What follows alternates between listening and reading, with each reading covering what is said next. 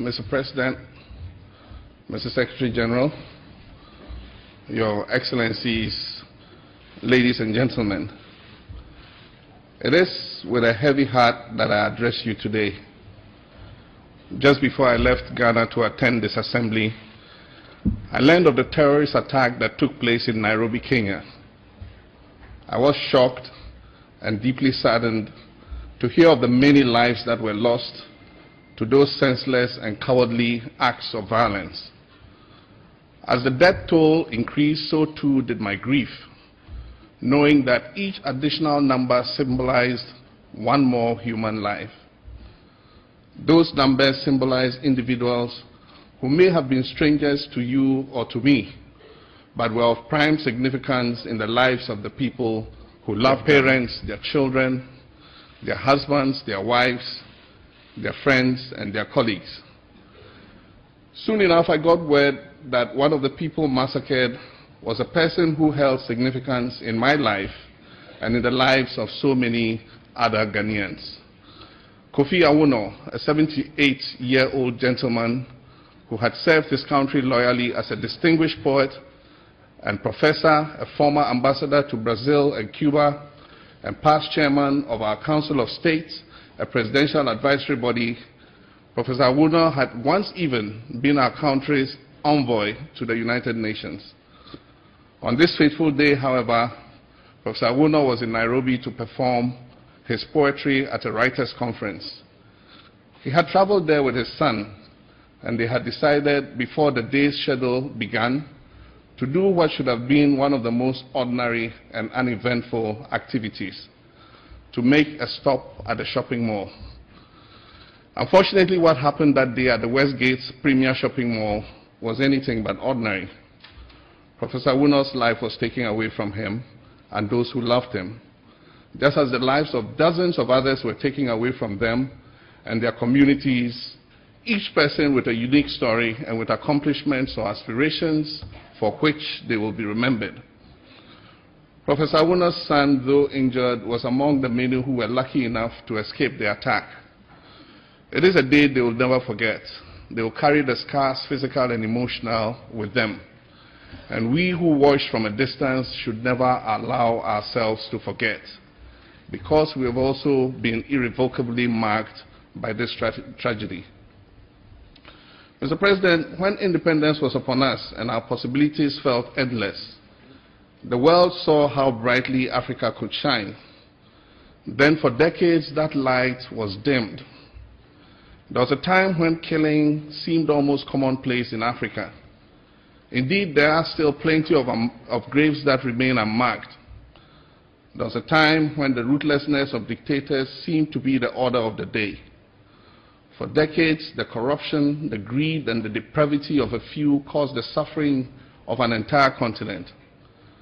We so easily could have succumbed to the wars, the poverty, the diseases, but we did not. We staggered our way through year after year, and eventually we've made it. We have survived. Mr. President, last year when I addressed this August Assembly, I began with the assurance that I had come with good news from Ghana, the stories of success from the African continent.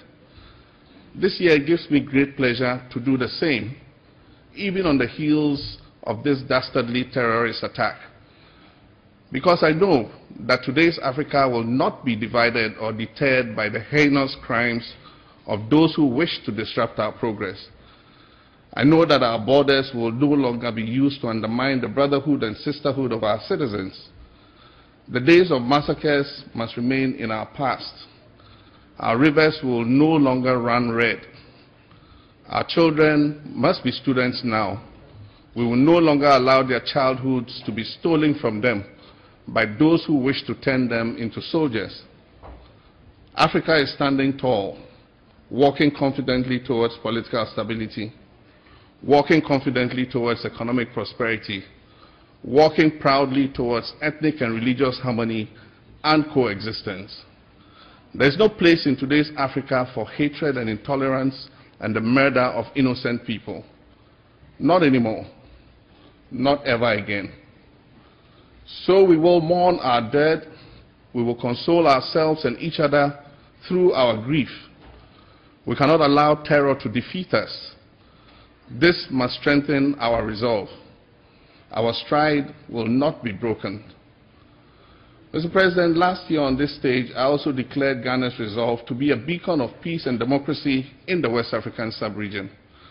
On behalf of the citizens whom I serve, I promise the world that Ghana would not allow its territory to be used in any manner whatsoever to destabilize other nations. Ghana has been steadfast in our cooperation with our regional neighbors to maintain the security of those nations that are enjoying stability and to restore security to those such as Côte d'Ivoire and Mali that have recently emerged from turmoil. Currently, Côte d'Ivoire is in a stage of rebuilding. The recent overtures towards reconciliation made by President Ouattara are a major step towards bridging the country's political divide. After its own bout with terror, Mali made a solid return to democracy by conducting an election that all observers, even the skeptics and the cynics, hailed as being free, fair, and peaceful. West Africa has seen enough war and strife.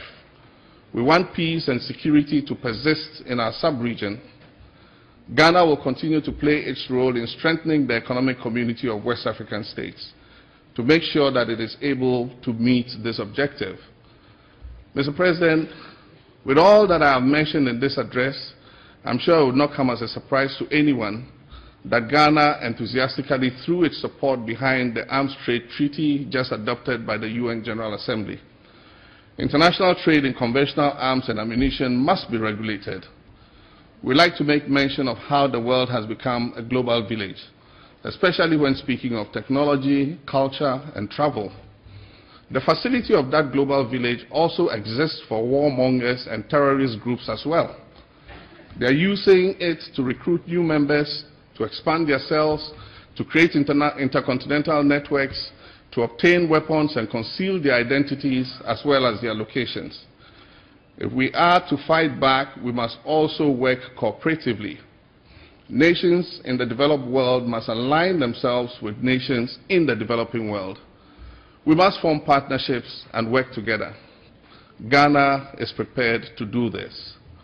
We've signed the Arms Trade Treaty and we intend to do everything possible to see that it is ratified in a timely manner. Mr. President, fledgling democracies tend to be fragile. Their limits are still being tested, their characteristics are still being defined. Democracy is not a one-size-fits-all venture, nor is it a one-time event.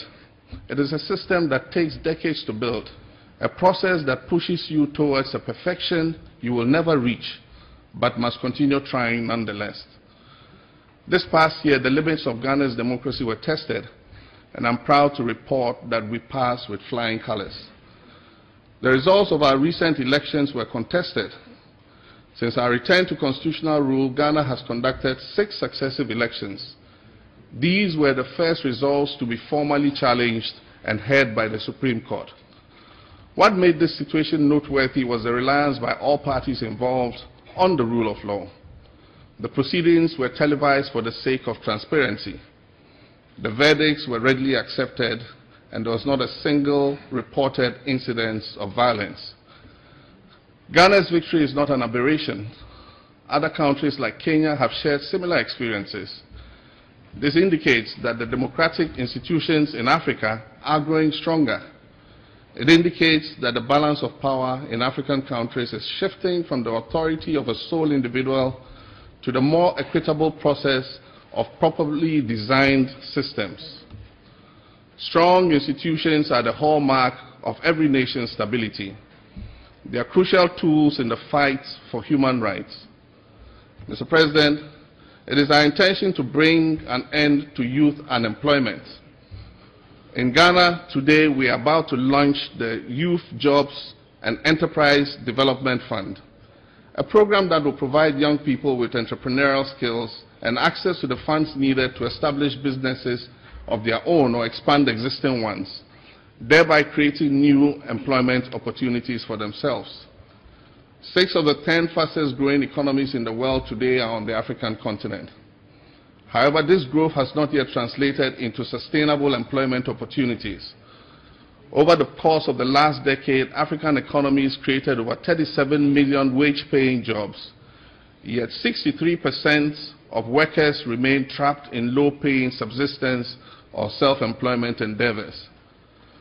With these realities come the very real possibilities of income instability, exclusion from the benefits of economic growth, and social security benefits tied to formal sector employment. Africa has a fast-growing population, more than 50% of which is below the age of 35. That means we must create more jobs for our growing numbers of youth. They must have opportunities available to them. We cannot do this unless we transform the economies of Africa. It all comes down to value. We must value our resources, including our human resource. We must value our people. We cannot continue to be the exporters of raw material and primary produce. We need to add value to our exports.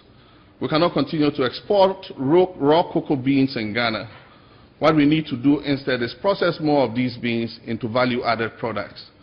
We cannot continue to export unrefined gold. We need to add value to our gold exports. We cannot continue to export oil and gas. We need to integrate that industry into our economy. We need to process petroleum products and produce power with the gas. We cannot continue to export bauxite and then in return import alumina to feed our local aluminium smelter. We need to work towards creating an integrated bauxite and aluminium industry in Ghana. In this way, by keeping the concept of value at the forefront of our economy, we can create new jobs for our young people.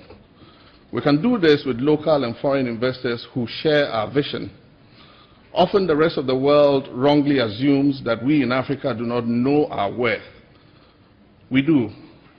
It's not sympathy we want, it's partnership, the ability to stand on our own feet. It's not handouts we're in search of, it's opportunities. We've already shown with time and the right opportunity, Africa can make it. Mr. President, Ghana achieved the Millennium Development Goal targets for reducing poverty and hunger far ahead of the scheduled date of 2015. We're on track to achieving MDGs 2, 3, and 6 as well. School enrollment, gender parity, and the reduction of HIV/AIDS have all seen dramatic progress and statistical shifts as a result of the work that has been done to reach our targets. While we're lagging behind in MDGs 4, 5, and 7, infant mortality and maternal mortality as well as sanitation, the figures show that there has been a vast improvement. Since 2000, the number of maternal deaths for every 100,000 births has decreased by more than half, from 740 to 320. We recognize that when you're talking about human lives, even a 50% decrease is too little. It's not enough. That is why in 2010 we launched the MDG Accelerated Framework and Action Plan. Women account for more than 50% of Ghana's population. We believe that empowering them through education and encouraging them to take full control of their reproductive rights will not only help us realize our MDG goals faster, it would help us build a better nation. It is not enough to put girls in school and allow them just enough education to be deemed literate. We must keep them in school. Removing teen girls from school for any reason, let alone to marry them off, is an unacceptable practice that must end. African women have always been the backbone of our society. Imagine the change they could effect in our countries if only we'd help them reach their full potential. As a president and as a father, I owe it to my children, my sons and my daughter, and all the children of Ghana, to create for them a country where they will walk with their dignity intact and their heads held high, and stand shoulder to shoulder with the children of Europe, South America, Asia, North America, and indeed the rest of the world.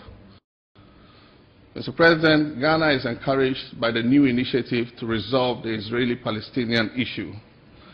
We are still firm in our belief that an independent Palestinian state existing side by side with a peaceful and secure Israeli state is a desirable outcome we must all support and work towards. In working towards this, we must realize that the continuous construction of settlements in Palestinian territory increasingly shuts the door on a two-state solution. Ghana calls once again for the embargo against Cuba to be lifted. It is a relic of the Cold War era and has no place in our current global dispensation. We've come a long way since the end of the last global war, and yet the makeup of this august institution, the UN Security Council, is not a reflection of that development. Ghana therefore supports a reform of the UN Security Council. Ghana will continue to pursue the principle of constructive engagement in our relationships with other countries of the world. We're fully committed to promoting honest global partnership that is informed by mutual respect and reciprocity. In closing, I would like once again to pay my respects to those who have lost their lives in Kenya, in Syria, in Palestine, in Egypt, in Libya, in Pakistan, in Iraq, in Nigeria, in Mali, in Somalia, in Turkey, in India, in the United States, and all the other places where terrorists have attacked in this year alone. The reason we are all gathered here today is to find the ways and the means to create a better, more peaceful and prosperous world. I thank you, Mr. President, for the opportunity given me.